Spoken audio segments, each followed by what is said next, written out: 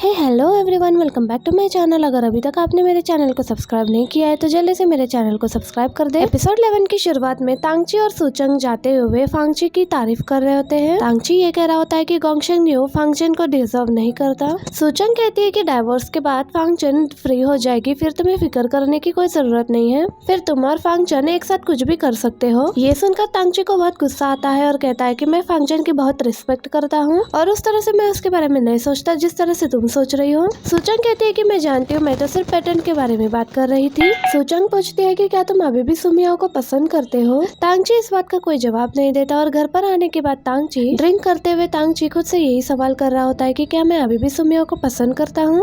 अब खुद से ये सवाल करते हुए तांगची को फांगजन का ख्याल आ रहा होता है। अब तांगची सुमिया को मैसेज करने लगता है कि आज सूचंग ने मुझसे ये पूछा कि क्या मैं अभी भी सुमिया को पसंद करता हूँ। इस बात पर सूचंग को लगा कि मैं उस पर गुस्सा हो गया हूँ। असल में तो मैं खुद पर गुस्सा हो गया था क्योंकि मैं फांगजन के साथ काम करते हुए तुम्हें बिल्कुल भूल जाता हूँ। अब तांगची खुद से कह रहा होता है कि मैं अच्छा इंसान नहीं हूँ क्योंकि मैं जिसके साथ भी काम करता हूँ मुझे उससे प्यार हो जाता है। अगली सुबह लिफ्ट में सूचंग तांगची को लिफ्ट में देखकर ये सोच रही होती है कि आज तांगची का मूड इतना खराब क्यों है। कहीं तांगची इसलिए तो अपसेट नहीं है, कल मैंने इसे सुमियाओ के बारे में पूछा था।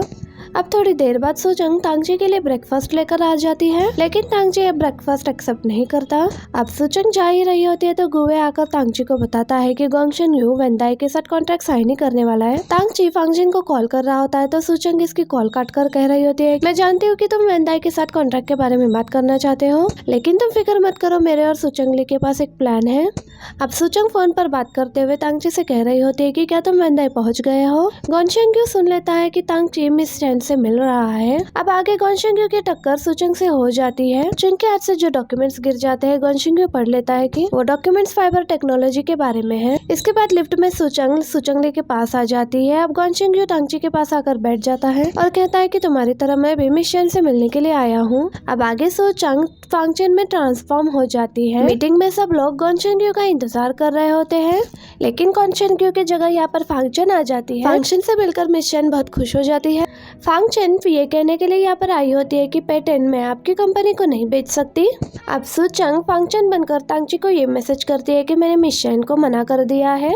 तांगची अब यहाँ से जाने लगता है तो गोंगशन यू उसे रोकते हुए कहता है कि क्या मिस चैन यहाँ पर नहीं आने वाली। तांगची कहता है कि मैंने तो तुमसे ये कहा ही नहीं कि मिस चैन यहाँ पर आने वाली है। अब ये कहकर तांगची यहाँ से चला जाता है। अब मिस चैन ये कहती है कि मुझे बहुत खुशी है कि तुमने हमें सच बताया है। आई होप कि हमें फ्यूचर में फिर से काम करने का मौका मिलेगा। गोंगशन यू यहाँ पर आता है तो मिस चैन उसे कहती है कि हमारे डील कैंसिल हो गई है। अब इसके बाद गोंगशन यू फांगचन को मारने वाला होता है तो फांगचन पीछे हट जाती है, उसे मारने वाली होती है, लेकिन सीसीटीवी कैमरास देखकर रुक जाती है और फिर ऐसे एक्ट करने लगती है जैसे यही से मार रहा है। गोंगशन यू ये देखकर गुस्सा हो जाता है और कहने लगता है कि मैंने तुम्हें कब मारा।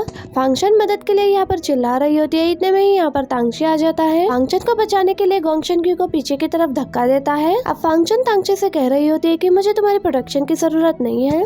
तांगची कहता है कि नहीं तुम्हें है। अब गोंगशन यू ये कह रहा होता है कि मैं समझ गया हूँ कि तुम दोनों मिलकर मेरे खिलाफ काम कर रहे हो। कहकर फिर ये तांगची को मारने लगता है, लेकिन इतने में ही यहाँ पर सूचंग ली सिक्योरिटी गार्ड्स को यहाँ पर लेकर आती है जो गोंगशन यू को पकड़ लेती है और फांगचन तांगची को लेकर यहाँ से चली जाती है। बाहर आने के बाद सूचंग को तांगची की फिक्र होने लगती है और ये तांगची को मेडिसिन लगाते हुए ये कहती है कि तुम्हें फाइट करने नहीं आती, इसलिए तुम्हें हीरो बनने की जरूरत नहीं है। तांगची कहता है कि क्या मैं तुम्हें मार खाते हुए देखता रहता। सूचंग कहती है कि मुझे विटनेस की जरूरत है, किसी फाइटर की नहीं। तांगची को आगे मैन्युफैक्चर से मिलने के लिए जाना होता है, इसलिए सूचंग ये कहती है कि मेरे पास ये मेडिसिन कॉस्मेटिक्स है जिससे तुम्हारा ये जख्म दिखाई नहीं देगा।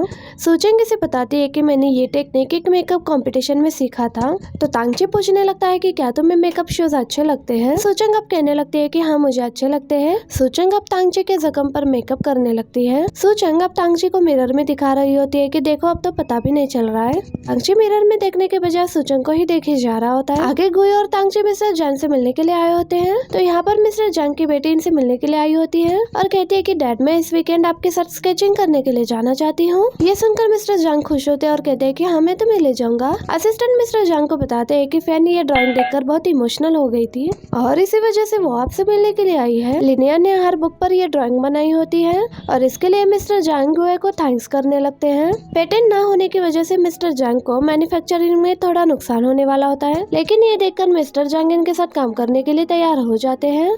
ये सुनकर गुयो और तांगची तो बहुत ज्यादा खुश हो जाते हैं। गुयो लिनयान से पूछता है कि तुमने सिर्फ फैन के लिए इतनी एफर्ट्स क्यों की है। लिनयान कहती है कि क्योंकि ये मुझे मेरी याद दिलाती है। लिनयान कहती है कि मेरे पेरेंट्स के डाइवोर्स के बाद उन दोनों ने फिर से शादी कर ली है। मेरे डैड कनाडा में होते हैं और मेरी मॉम फ्रांस में। वो दोनों अपने न्यू फैमिलीज के साथ बहुत खुश है। तो गुयो पूछता है कि और तुम? तो लिनयान कहती है कि हाँ, मैं भी ठीक हूँ। मैं फैन को समझ सकती हूँ। अपनी मॉम को खो देने के बाद उसे ये डर है कि वो अपने डैड को भी खो देगी। मैंने तो अपने आर्ट की मदद से उसे ये रियलाइज करवाने की कोशिश की है कि उसके डैड उसे बहुत प्यार करते हैं। गुयो तांगची से कहता है कि हमें फंक्शन को थैंक्स करना चाहिए और उसके साथ डिनर करना चाहिए, लेकिन तांगची ये सुनते ही इनकार कर देता है। गुयो पूछता है कि तुम्हारे और फंक्शन के बीच में क्या चल रहा है। तांगची कहता है कि शायद मैं फंक्शन को पसंद करता हूँ। तांगची को गिल्ट महसूस हो रहा होता है कि सुमियो को मरे हुए थोड़ा ही समय हुआ है और इतने में ही इसे किसी और लड़की से भी प्यार हो गया है। ये सुनकर गुयो कहता है कि हो सकता है कि तुम सुमियो को सच में पसंद ना करते हो। तो तांगची कहता है कि ऐसी बात नहीं है। तो गुयो कहता है कि ये भी हो सकता है कि तुम्हारे और फंक्शन के बीच में सिर्फ अट्रैक्शन हो।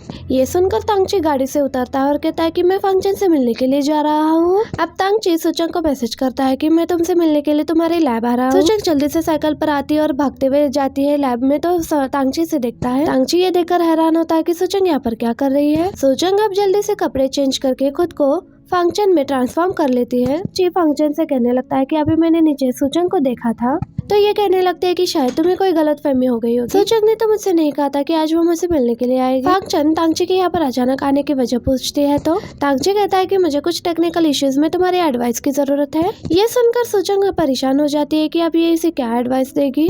तांगची इसके लिए डिनर लेकर आया होता है तो ये कहती है कि पहले हम डिनर कर लेते हैं, मुझे बहुत जोर की भूख लगी है। अब तांगची खुद से कह रहा होता है कि मुझे फंक्शन को ठीक से जानने की जरूरत है, उसके बाद मुझे मालूम हो जाएगा कि ये सिर्फ एक इल्यूशन है, मैं इसे पसंद नहीं करता। अब यहाँ पर अचानक से इलेक्ट्रिसिटी चली गई होती है। ये दोनों बाहर भी जा नहीं सकते थे क्योंकि ये डोर भी एक इलेक्ट्रॉनिक डोर होता है। असल में तो ये सब कुछ गोंगशन ग्यू ने किया होता है। अब सूचंग प्रॉपर्टी मैनेजमेंट को कॉल करती है तो ये कहते हैं कि हम ठीक करने की कोशिश करेंगे, लेकिन इसमें थोड़ा सा टाइम लग जाएगा। तांगची कहता है कि तुम फिक्र मत करो, इलेक्ट्रिसिटी जल्दी आ जाएगी। सूचंग कहती है कि मैं तो परेशान नहीं हो रही, लेकिन जब तक इलेक्ट्रिसिटी नहीं आ जाती तो मुझसे कोई भी सवाल नहीं पूछोगे। सूचंग और तांगची दोनों ही अपने फोन की टॉर्च ऑन करने वाले होते हैं, लेकिन इन दोनों की फोन की बैटरी लो हो गई होती है। यहाँ पर कुछ बैटरीज पड़े होते हैं जिनसे तांगची एक लैंप बनाता है। ये देखकर तो सूचंग बहुत इम्प्रेस्ड हो जाती है।